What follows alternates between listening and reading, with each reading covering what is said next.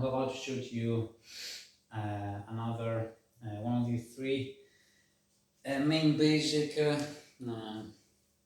pull shots, which is the stop shot, in which you have to hit the ball anywhere between the center and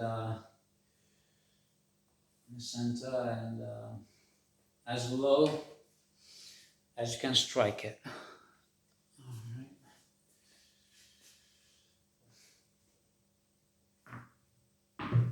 Wow, that was quite not what I had in mind. Let's try it again, shall we?